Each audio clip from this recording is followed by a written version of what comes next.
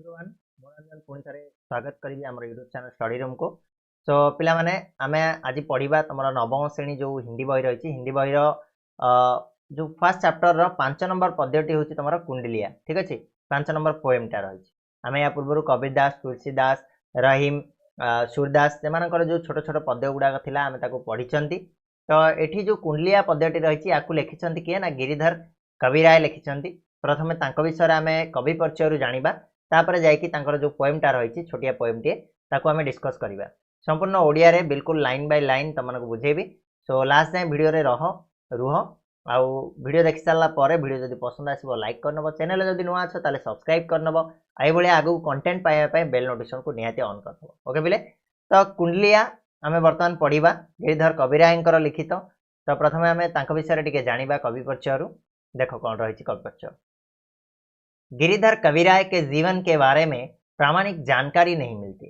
गिरिधर कविराय जीवन माने केबे सी जन्म होते केबे कौ समय सी कवि थे ए विषय गोटे प्रामाणिक जानकारी माने प्रामाणिक किसी जिनिस एवं जाए मिलनी प्रकृत में सी कौ समय कवि।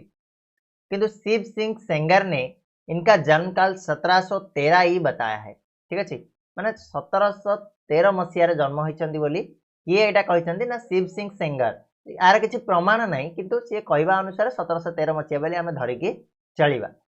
लोग उन्हें अवध का निवासी मानते हैं और लोक मैंने भावुं सी होती अवधर निवासी बोली।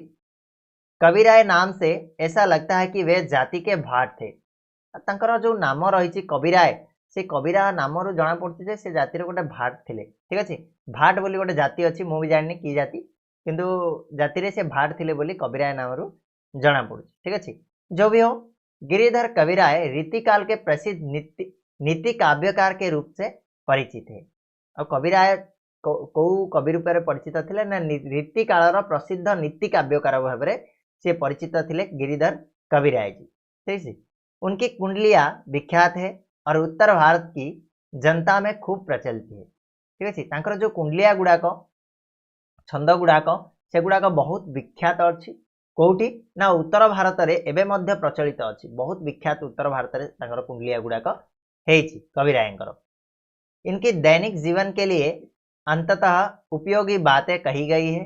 सीधी सादी तथा सरल भाषा में रचित होने के कारण से ज्यादा लोकप्रिय हुई। ठीक अच्छे ये जो कुंडलिया गुड़ाक जो लेखा गुड़ाक कौन है ना दैनिक जीवन प्रतिदिन आम जो बंची जीवन बंचती से जीवन विषय उपयोगी कथा गुड़ाक से लिखिं। ठीक है उपयोगी बातें कही गई है आउ सीधी सादी तथा सरल भाषा सीधा साधा और सरल भाषा रे बिल्कुल जमीती कि समस्ते जिनसटा को धरी पारे बुझीपारे से भाया लेखाई यहाँ बहुत लोकप्रिय होती ना कि कुछ विद्वान का मानना है कि साई शब्दावली कुंडलिया गिरिधर की पत्नी की रची हुई है। जो गोटे अच्छी साई शब्दावली बोली गोटे कुंडलिया लेखाई किसी लोक कहते कौन ये जो साई शब्दावली कुंडलियाटा यहाँ किए लिखिं ना गिरिधर स्त्री लिखिं बोली किसी लोक कहते। ठीक अच्छे तो गिरिधर की कुंडलिया अधिकतर अवधि भाषा में ही मिलती है। ताकर जो कुंडलिया गुड़ाक अच्छे प्रायतः आमको कौन ना कौ भाषा देखा मिल ना अवधि भाषा देखा मिल। टेकआउट पॉइंट गुड़ाक कौन देख कवि परिचय जे गिरिधर कविराय जीवन विषय कौन प्रामाणिक तथ्य मिल ना तथापि शिव सिंह सेंगर कही जन्म काल हूँ 1713 मसीहा बोली किंतु आउ लोक मैंने कहते सी होती अवधर निवासी माने अवधर सी रोते बोली कहते। कविराय नाम जना पड़ी जाति थिला भाट बोली। ठीक अच्छे भाट बोली गोटे कौन गोटे जाति अच्छी से जाति थिला बोली जना पड़ी जो ना आम जमी सांगिया गुड़ाक जना पड़ जाए आम कौ जाति ना ना जापर ना ना बोले। तो जहाँ भी हो गिरिधर कविराय रीतिकाल गोटे प्रसिद्ध नीति काव्यकार थे। जो कुंडलिया गुड़ाक सब आम भारत उत्तर भारत में बेसी विख्यात थिला घरे घरे प्रचलित थिला। जो सरल सादा सीधा लेखापाई यहाँ बहुत फेमस होता आउ जो कुंडलिया गुड़ाक अत्यंत माने जीवन जो प्रतिदिनिया नीतिदिनिया काम बहुत गुड़ाए भल भल कथा गुड़ाक उपयोगी कथा गुड़ाक लिखाई आउ लोक मानकर कहवा अनुसार किसी विद्वान लोक मान कहवा अनुसार साई शब्दावली जो कुंडलियाटा थिला सेटा गिरिधर स्त्री रचना करते। ठीक अच्छे आउ तांकर जहाँ भी कुंडलिया गुड़ाक जी रही सब गुड़ाक अवधि भाषा लिखाई कहु क्लीयर कहु अवधि भाषा लिखाई। तो बर्तमान आम जा पद्य उपर को पढ़ा कुंडलियाटा को। बिना विचारे जो करे सो पाछे पछताए, काम बिगाड़े अपनो जग में होत हसाय। जग में होत हसाय, चिंत में चैन ना पावे, खान पान सन्मान राग रंग मन ही ना भावे। कह गिरिधर कबीराय दुख कछु टरत न टारे, खटकत है जीव माही किए जो बिन विचारे। बढ़िया बढ़िया जिनसटे ना कि बढ़िया सुंदर लगुच पढ़िया ताको आमे बुझिबा। देख बिना विचारे अर्थात बिना बुझी सुझिकी बिना विचार करिकी जे काम करि थाए जो करे बिना विचारे जो करे जे बिना बुझी सुझिकी कौन सी भावी चिंतिकी जो कामटा को न करे सो पाछे पछताए। पाछे कहले परे, सो कहले सीए सीए कौन करे ना परे से जिनसटा को पछते थाए माने जे मु काहेकी कली कौन पाई कली ए टाइप रो से परे कौन अनुताप करथाए। काम बिगारो अपने बिगारे अपने जग में होत हसाए।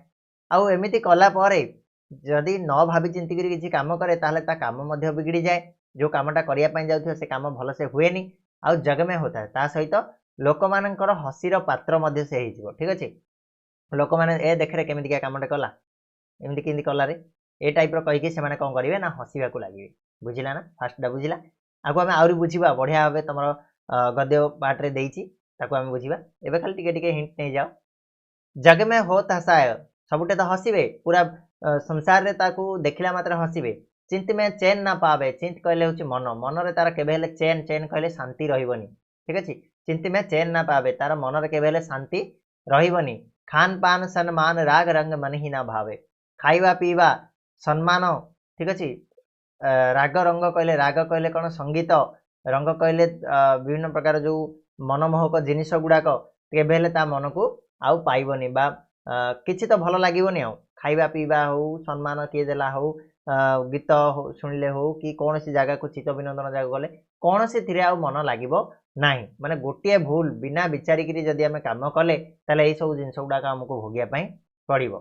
गिरिधर कहउचंदी, गिरिधर कबीराय कहउचंदी, कह गिरिधर कबीराय कहउचंदी दुख कछु टरत न टारे। टरत कहले केते टाळिले मध्य से टळिबनी, माने केते छाड़िले मध्य से पाख छाड़िकी जीवनी ये ना दुख।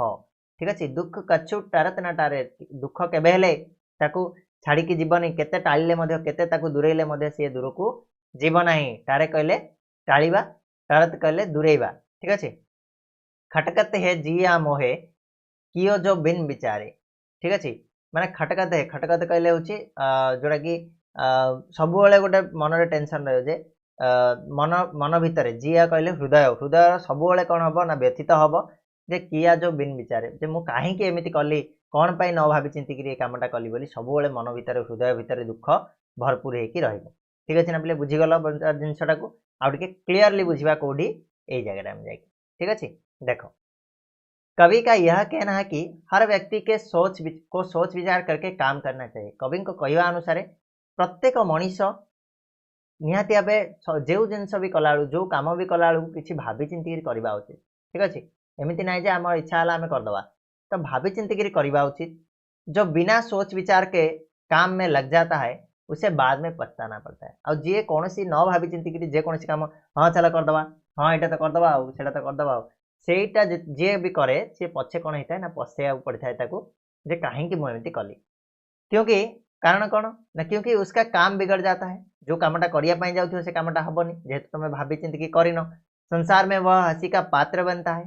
संसार में समस्ते तुमको देखिकी हसीबे, मानसिक रूप से बेचैन रहता है, मानसिक शांति केबे हेले हेनी, सब व्यस्त विव्रत होकर रहिबो। खान पान और मान सम्मान उसे अच्छे नहीं लगते। खाइबा पीबा हो कि मान सम्मान हो एगुड़ाक केबे भी ता मन को शांति दबनी बा ताकू भल लागिबनी।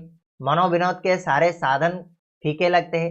जेतिक मनोविनोद माने से गीत हो गला, नाच हो गला, से फिल्म हो गला, जहाँ भी किसी अच्छी से गुड़ा सब कौन फिका फिका लगे से गुड़ाक मन को किसी भी शांति करि नहीं। दुख को दूर करने के सारे प्रयत्न बेकार हो जाते हैं। आम दुख को जिते दूर करने को चेष्टा करवा दुख उल्टा आसिक आहरी माड़ी बसी बसी ना दुख आ जीवार चांसेस नहीं। तो मूल्यवान समय बर्बाद हो जाता है, निजर मूल्यवान समय बर्बाद हो। बार बार यह बात उसके मन को व्यथित करते हैं कि बिना सोचे और विचार मैंने यह काम क्यों किया।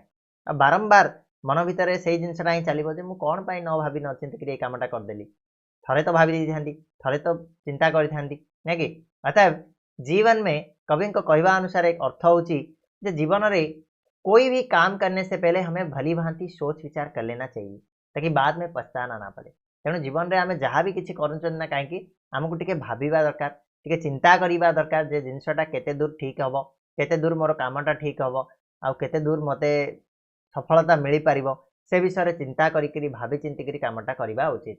आउ एमिति नाही जे आमे हुंका पिटा करदबा माने चलो करदबा, हाँ चलो करदबा ए टाइप रो कले केबेले ठीक नुह। बुझिला ना पिला माने? बढ़िया सुंदर कथाटीए जीवन प्रति गोटे छोटिया बार्ताटीए किंतु बहुत मूल्यवान बार्ताटीए। तो आशा करछि जिनसटा को बुझी पारछ। नेक्स्ट जो रहिला वीडियो गुडाकर आमे यार प्रश्न उत्तर आलोचना करिबा। तो सेतबेले जाय चैनल को निहाती सब्सक्राइब करनबो, बेल नोटिफिकेशन को ऑन करनबो। आउ फर्स्ट चैप्टर हमर कंप्लीट हैला, सेकंड चैप्टर को नेकी आसीबा खूब शीघ्र नेकी आसीबा। तो तुम मानकर खाली टिके सपोर्ट दरकार, बेल नोटिफिकेशन ऑन करके रख, वीडियो आसीबो तुम पाखरे जाई पहुंचबो। ओके रहिबा, धन्यवाद।